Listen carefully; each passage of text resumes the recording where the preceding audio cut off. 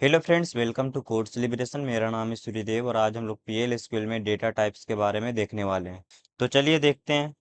तो हमने पहले ही बताया था कि डेटा टाइप्स क्या करता है, वेरिएबल में किस टाइप का डेटा स्टोर होगा उसको ये डिसाइड करता है। तो चलिए अब देखते हैं कि पीएल एसक्यूएल में कौन कौन से डेटा टाइप होते हैं। तो हमने जितने भी डेटा टाइप्स एसक्यूएल में देखे थे वो सारे डेटा टाइप पीएल एसक्यूएल में अवेलेबल है, लेकिन इसमें कुछ एक्स्ट्रा डेटा टाइप्स भी होते हैं। तो चलिए उनको हम देख लेते हैं। तो यहाँ पे 1 से लेकर 9 तक जितने भी डेटा टाइप है उसको हम एसक्यूएल में देख चुके हैं, और बाकी यहाँ पे 10 से लेकर 15 तक जितने भी डेटा टाइप्स हैं वो पीएल एसक्यूएल का डेटा टाइप्स है। तो चलिए हम इन सभी को एक एक करके देखते हैं। तो फर्स्ट नंबर पे हमारा है पीएलएस इंटीजर। तो पीएलएस इंटीजर क्या करता है, वेरिएबल में इंटीजर वैल्यू को स्टोर करता है, और ये data type number data type से ज़्यादा ही फास्ट है। मतलब कि अगर हम कोई अर्थमेटिक कैलकुलेशन इसमें करते हैं तो ये नंबर डेटा टाइप से जल्दी हमें कैलकुलेशन करके दे देगा। तो इसका हम सिंटैक्स देख लेते हैं। तो यहाँ पे हमारा ये पीएल एसक्यूएल का ब्लॉक है, और डिक्लेयर सेक्शन के अंदर हम वेरिएबल का नेम दिए हैं, और उसके बाद यहाँ पे डेटा टाइप बता दिए पीएलएस इंटीजर।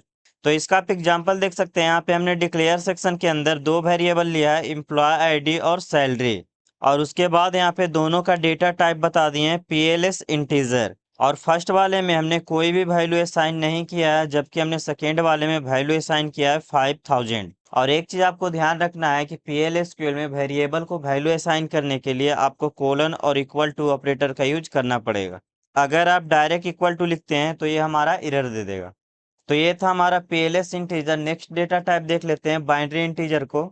तो बाइनरी इंटीजर भी सेम पीएलएस इंटीजर के जैसा है, ये भी हमारा इंटीजर वैल्यू को स्टोर करता है, लेकिन ये डेटा टाइप ओल्ड और लेस इफिशियंट है, जिसके कारण हम इसको यूज नहीं करते हैं। तो चलिए इसका सिंटैक्स देख लेते हैं। तो ये हमारा पीएल एसक्यूएल का ब्लॉक है, जिसमें हम डिक्लेयर सेक्शन के अंदर वेरिएबल का नेम देंगे, और उसके बाद यहाँ पे डेटा टाइप बता देंगे बाइनरी इंटीजर। तो इसका हम एग्जांपल देख लेते हैं। यहाँ पे वेरिएबल का नेम दिए हैं डिस्काउंट, और इसका डेटा टाइप दे दिए हैं बाइनरी इंटीजर, और नेक्स्ट यहाँ पे वैल्यू असाइन कर दिए हैं 20। नेक्स्ट वेरिएबल यहाँ पे बनाया है प्राइस, और इसका डेटा टाइप भी दे दिए हैं बाइनरी इंटीजर, और इसमें वैल्यू मैं असाइन कर दिया हूँ 100। तो ये था हमारा बाइनरी इंटीजर। नेक्स्ट हम देख लेते हैं बुलियन डेटा टाइप को। तो बुलियन डेटा टाइप क्या करता है, वेरिएबल में लॉजिकल वैल्यू ट्रू, फॉल्स और नल वैल्यू को स्टोर करता है। तो अगर आपको ट्रू, फॉल्स या फिर नल वैल्यू को स्टोर करना है तो आपको बुलियन डेटा टाइप की जरूरत पड़ेगी। तो इसका हम सिंटैक्स देख लेते हैं। तो लिखेंगे वेरिएबल का नेम, और उसके बाद लिखेंगे डेटा टाइप बुलियन। तो इसका हम एग्जांपल देख लेते हैं। एक वेरिएबल लिए हैं बुल नाम से, और इसका डेटा टाइप दे दिए हैं बुलियन, और इसमें वैल्यू में डाल दिया हूँ ट्रू। तो ये था हमारा Boolean data type. Next data type देख लेते हैं रिकॉर्ड को।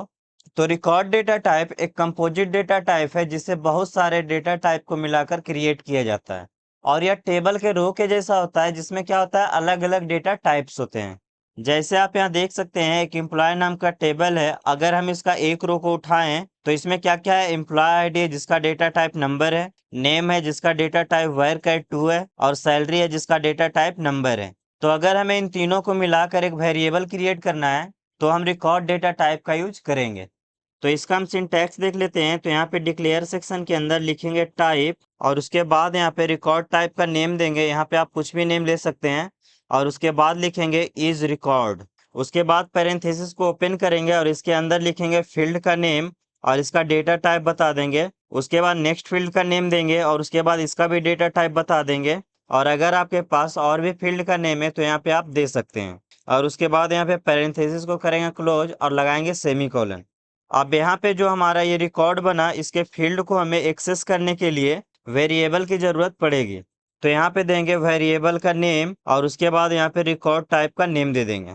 और अगर आपको इस रिकॉर्ड के डेटा को एक्सेस करना है तो आपको इस वेरिएबल की जरूरत पड़ेगी। जैसे यहाँ पे देख सकते हैं, हमने यहाँ पे लिखा है वेरिएबल का नेम, और उसके बाद लिखा है डॉट, और उसके बाद आपको जिस भी फील्ड को एक्सेस करना है तो यहाँ पे आप फील्ड का नेम दे देंगे।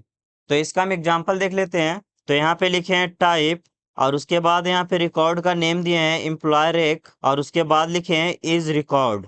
नेक्स्ट इसके अंदर फील्ड का नेम दे दिए हैं एम्प्लॉय आईडी, और इसका डेटा टाइप दे दिए हैं पीएलएस इंटीजर। नेक्स्ट फील्ड बनाया है एम्प्लॉय नेम, और इसका डेटा टाइप दे दिए हैं वायर कैट 2, और इसका साइज दे दिए हैं 50। नेक्स्ट फील्ड बनाया है एम्प्लॉय सैलरी, और इसका डेटा टाइप दे दिए हैं नंबर। और इस रिकॉर्ड को हमें एक्सेस करने के लिए वेरिएबल की ज़रूरत पड़ेगी। तो यहाँ पे हम लिखे हैं वेरिएबल का नेम emp रिकॉर्ड और इसका टाइप बता दिए हैं एम्प्लॉय रेक। नेक्स्ट हम इस वेरिएबल के थ्रू फील्ड में डेटा को इंसर्ट कर रहे हैं। तो यहाँ पे लिखे हैं वेरिएबल का नेम एम्प्लॉय रिकॉर्ड और बीच में लगाए हैं डॉट और उसके बाद यहाँ पे फील्ड का नेम दिए हैं एम्प्लॉय आईडी और इसमें वैल्यू में डाल दिया 101। तो यहाँ पे हमारा क्या होगा, एम्प्लॉय आईडी में वैल्यू चला जाएगा 101। उसी तरह से नेक्स्ट यहाँ पे एम्प्लॉय नेम में डाल दिए हैं छोटू और यहाँ पे सैलरी में डाल दिए हैं 3000। तो इस तरह से हम रिकॉर्ड डेटा टाइप को क्रिएट करते हैं। नेक्स्ट हम देख लेते हैं टेबल डेटा टाइप को। तो table data type collections of elements होता है जिसे हम इंडेक्स के द्वारा डेटा को हम एक्सेस करते हैं। इसको आप एक एरे की तरह समझ सकते हैं, लेकिन ये थोड़ा सा एरे से अलग होता है क्योंकि एरे में जो इंडेक्स होता है वो 0 से शुरू होता है और यहाँ पे जो इंडेक्स होता है इसे यूजर अपने मन से दे सकता है और ये इंडेक्स हमारा नंबर या फिर स्ट्रिंग दोनों हो सकता है। और जब भी हमें इस वैल्यू को एक्सेस करना होगा तो हमें इस इंडेक्स के थ्रू ही एक्सेस करना पड़ेगा। जैसे आपको किसी स्टूडेंट के मार्क्स को स्टोर करना है तो यहाँ पे लिखेंगे मार्क्स और यहाँ पे इसका इंडेक्स देंगे। तो इंडेक्स में हम कुछ भी ले सकते हैं, नंबर या फिर स्ट्रिंग। तो यहाँ पे आप कुछ भी नंबर ले सकते हैं, मान लीजिए 101 ले लेते हैं और इसमें मैं वैल्यू डाल देता हूँ 95। तो यहाँ पे हमारा एक वेरिएबल बनेगा जिसका इंडेक्स 101 पे वैल्यू चला जाएगा 95। इसी तरह से एक और स्टूडेंट का मार्क्स को स्टोर करना है तो यहाँ पे लिखेंगे मार्क्स और यहाँ पे इसका इंडेक्स दे देते हैं। तो यहाँ पे इसका नेम दे देते हैं छोटू और इसमें मैं वैल्यू डाल देता हूँ 99। तो इस तरह से हम टेबल डेटा टाइप का यूज करते हैं। नेक्स्ट हम इसका सिंटैक्स देख लेते हैं। तो यहाँ पे डिक्लेयर सेक्शन के अंदर लिखे हैं टाइप, उसके बाद यहाँ पे टेबल टाइप का नेम देंगे। यहाँ पे नेम में आप कुछ भी ले सकते हैं और उसके बाद लिखेंगे इज टेबल ऑफ और उसके बाद यहाँ पे डेटा टाइप देंगे कि वेरिएबल में किस टाइप का डेटा स्टोर करना चाहते हैं। आप नंबर स्टोर करना चाहते हैं या फिर स्ट्रिंग स्टोर करना चाहते हैं या फिर डेटा स्टोर करना चाहते हैं, तो यहाँ पे आप बता देंगे। और नेक्स्ट लिखेंगे इंडेक्स बाय और उसके बाद यहाँ पे इंडेक्स टाइप बता देंगे कि इंडेक्स हमारा नंबर टाइप करेगा या फिर स्ट्रिंग टाइप करेगा। और उसके बाद हमें स्टेबल डेटा टाइप को एक्सेस करने के लिए हमें इसका वेरिएबल की ज़रूरत पड़ेगी। तो यहाँ पे लिखेंगे वेरिएबल का नेम और उसके बाद यहाँ पे टेबल टाइप का नेम दे देंगे और इसके डेटा को हमें एक्सेस करने के लिए वेरिएबल का नेम देंगे और ब्रैकेट में हम यहाँ पे इंडेक्स देंगे। तो चलिए इसका हम एग्जाम्पल देखते हैं। तो यहाँ पे डिक्लेयर सेक्शन के अंदर टेबल डेटा टाइप को क्रिएट कर रहे हैं। तो यहाँ पे हम लिखे हैं टाइप और उसके बाद यहाँ पे टेबल टाइप का नेम दे दिए हैं एम्प्लॉय टेबल और उसके बाद यहाँ पे लिखे हैं इज टेबल ऑफ और यहाँ पे हम बता दिए हैं कि किस टाइप का डेटा स्टोर होगा। तो वैर का 2 और इसका साइज दे दिए हैं 50 और उसके बाद यहाँ पे लिखे हैं इंडेक्स बाय और उसके बाद यहाँ पे इंडेक्स का डेटा टाइप बता दिए PLS इंटीजर कि हमारा जो इंडेक्स रहेगा वो कैसा रहेगा, इंटीजर टाइप करेगा। उसके बाद हमें इस टेबल को एक्सेस करने के लिए यहाँ पे एक वेरिएबल क्रिएट किए हैं। तो वेरिएबल का नेम दिए हैं एम्प्लॉय नेम्स और उसके बाद यहाँ पे टेबल टाइप का नेम दिए हैं एम्प्लॉय टेबल। उसके बाद नेक्स्ट हम इस वेरिएबल के थ्रू डेटा को इंसर्ट कर रहे हैं। तो यहाँ पे लिखे हैं एम्प्लॉय नेम्स और यहाँ पे इंडेक्स दे दिए हैं 101 और इसमें वैल्यू में डाल दिया हूँ छोटू। तो यहाँ पे हमारा क्या होगा, एम्प्लॉय नेम्स वेरिएबल के इंडेक्स 101 पे वैल्यू चला जाएगा छोटू। नेक्स्ट वैल्यू को असाइन किए हैं। तो यहाँ पे लिखे हैं एम्प्लॉय नेम्स और इसका इंडेक्स दे दिए हैं 102 और इसमें मैं वैल्यू असाइन कर दिया हूँ माही। तो यहाँ पे एम्प्लॉय नेम्स के 102 इंडेक्स पे वैल्यू चला जाएगा माही। तो इस तरह से हम टेबल डेटा टाइप को क्रिएट करते हैं। नेक्स्ट डेटा टाइप देख लेते हैं सिसरेफ कर्सर। तो सिसरेफ कर्सर एक कर्सर वेरिएबल है जो कि हमें डायनेमिक प्रोग्रामिंग में हेल्प करता है और यह क्या करता है, क्वेरी के सेट ऑफ रिजल्ट को पॉइंट करता है। इसको हम इस तरह समझ सकते हैं कि यहाँ पे एक एम्प्लॉय नाम का टेबल है और मैं यहाँ से चाहता हूँ कि यहाँ पे जितने भी एम्प्लॉय है उसका एम्प्लॉय आईडी और नेम को एक्सेस करूँ। तो इसे हम रेफ कर्सर के द्वारा आसानी से कर सकते हैं। तो इसका आप सिंटैक्स देख सकते हैं। यहाँ पे डिक्लेयर सेक्शन के अंदर लिखेंगे कर्सर वेरिएबल का नेम। यहाँ पे नेम आप कुछ भी ले सकते हैं और उसके बाद यहाँ पे इसका डेटा टाइप देंगे सिसरेफ कर्सर और आपको सिसरेफ कर्सर को यूज करने के लिए इसको ओपन करना पड़ता है। तो यहाँ पे बिगिन सेक्शन के अंदर लिखे हैं ओपन और उसके बाद यहाँ पे कर्सर वेरिएबल का नेम बता देंगे और उसके बाद यहाँ पे लिखेंगे फोर और यहाँ पे एसक्यूएल क्वेरी बता देंगे। नेक्स्ट यहाँ पे क्वेरी से डेटा को फेच करेंगे। तो यहाँ पे लिखेंगे फेच और उसके बाद यहाँ पे कर्सर वेरिएबल का नेम देंगे और उसके बाद यहाँ पे इनटू लिखेंगे और वेरिएबल का नेम बता देंगे और लास्ट में लिखेंगे क्लोज और यहाँ पे कर्सर वेरिएबल का नेम देंगे। तो चलिए इसका एग्जाम्पल देख लेते हैं।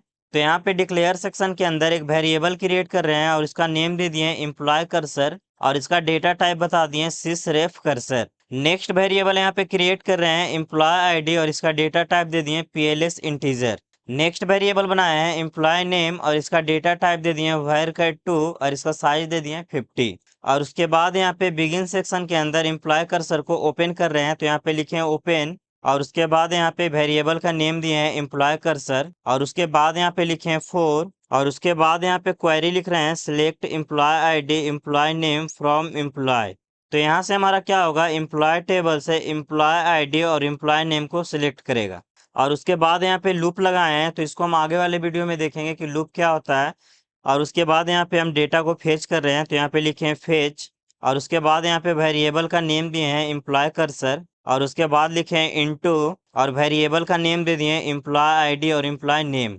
तो यहाँ पे हमारा क्या होगा एम्प्लॉय टेबल से एम्प्लॉय आईडी और एम्प्लॉय नेम को सिलेक्ट करेगा और एम्प्लॉय आईडी को डाल देगा एमपी आईडी में और एम्प्लॉय नेम को यहाँ पे डाल देगा एमपी नेम में।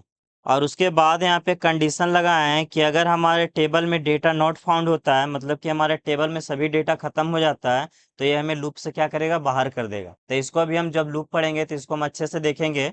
और नेक्स्ट लाइन में आप प्रिंट करवा रहे हैं एम्प्लॉय आईडी और नेम को और उसके बाद यहाँ पे लूप को किए क्लोज और उसके बाद एम्प्लॉय कर्सर को भी यहाँ पे किए क्लोज। तो ये था हमारा सिसरेफ कर्सर डेटा टाइप। इसको जब हम लूप को देखेंगे तो इसको हम और भी डिटेल्स में देखेंगे। तो आज का वीडियो में यहीं तक रहने देते हैं, मिलते हैं नेक्स्ट वीडियो में।